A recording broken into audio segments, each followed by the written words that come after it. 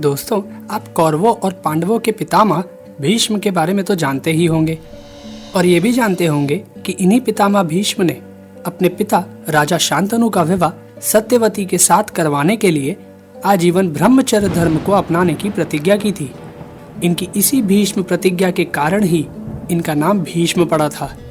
दोस्तों, पितामह भीष्म हस्तिनापुर के राजा शांतनु और उनकी पत्नी देवी गंगा के पुत्र थे।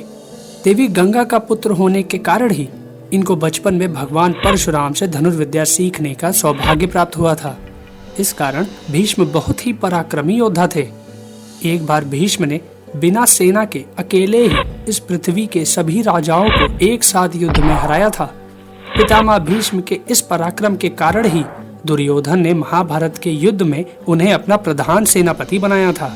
दोस्तों, आप ये तो जानते ही हो कि कौरवों और पांडवों के बीच हुआ वह महाभारत का युद्ध 18 दिनों तक चला था और उन 18 दिनों में से 10 दिनों तक पितामह भीष्म ही कौरवों की सेना के सेनापति रहे थे। 10वें दिन जब पितामह भीष्म शिखंडी और अर्जुन के हाथों बुरी तरह घायल होकर बाणों की शैया पर लेट गए थे, तब द्रोणाचार्य कौरवों के नए सेनापति बने थे।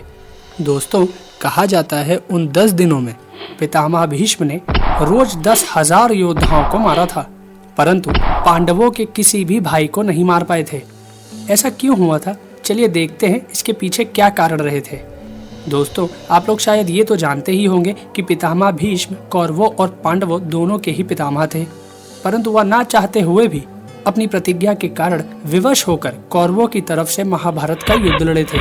दोस्तों, पितामह भीष्म इस बात को जानते थे कि कौरव अधर्म की राह पर चल रहे हैं और पांडवों के साथ अन्याय कर रहे हैं, फिर भी वह अपनी प्रतिज्ञा के कारण पांडवों के साथ युद्ध करने को विवश हो गए थे। दोस्तों, कहा जाता है कि जब कौरवों और पांडवों के बीच युद्ध निश्चित हो गया था और युद्ध के शुरू होने का दिन भी तय हो गया था, तब दुर्योधन ने अपने सभी साथी राजाओं के साथ पितामह भीष्म के पास आकर उनसे प्रार्थना की थी कि आप हमारी सेना के सेनापति बन जाइए। उन सब की यह प्रार्थना सुनकर पितामह भीष्म ने दुर्योधन से यही कहा था कि मैं अपनी प्रतिज्ञा से बंधे होने के कारण तुम्हारा सेनापति तो अवश्य बनूंगा, परंतु मैं युद्ध में किसी भी पांडु पुत्र का वध नहीं करूंगा। दोस्तों, दुर्योधन को युद्ध में अपनी जीत का सबसे बड़ा भरोसा पितामह भीष्म पर ही था, क्योंकि वह जानता था कि पितामह भीष्म अकेले ही पांडवों और पांडवों की सारी सेना को समाप्त कर सकते हैं। परंतु जब पितामह भीष्म ने यह कह दिया था कि वह किसी भी पांडव को नहीं मारेंगे, तो दुर्योधन बड़ा निराश हो गया था।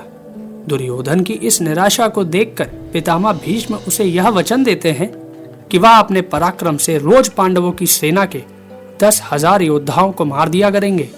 तब पितामह भीष्म की यह बात सुनकर दुर्योधन बहुत खुश हो गया था। दोस्तों, महाभारत के युद्ध में दोनों तरफ के योद्धा युद्ध करते हुए वीर गति को प्राप्त होते थे, परंतु पितामह भीष्म अकेले ही एक दिन में पांडवों के 10,000 योद्धा मार देते थे। पितामह भीष्म के इस नरसंहार से पांडवों सहित भगवान कृष्ण भी चिंतित हो उठे थे, क्योंकि पितामह भीष्म के इस पराक्रम से पांडवों की सेना में घबराहट पैदा हो गई थी। तब भगवान श्री कृष्ण और अर्जुन ने पितामह भीष्म के इस नरसंहार को रोकने के लिए अगले दिन से अपना रथ पितामह भीष्म के सामने खड़ा करके उनसे युद्ध करने लगे थे, जिससे उन्हें 10,000 लोगों को मारने का मौका ना मिल सके। परंतु पितामह भीष्म अर्जुन के साथ युद्ध करते हुए भी अपना वचन निभाने का मौका निकाल ही लेते थे और शाम होने तक 10,000 योद्धाओं को मार देते थे। तो दोस्तों, पितामह भीष्म के बारे में ये जानकारी आपको कैसी लगी, हमें अपने कमेंट जरूर शेयर करें। साथ ही इस वीडियो को शेयर करना और चैनल को सब्सक्राइब करना भी ना भूलें। धन्यवाद दोस्तों।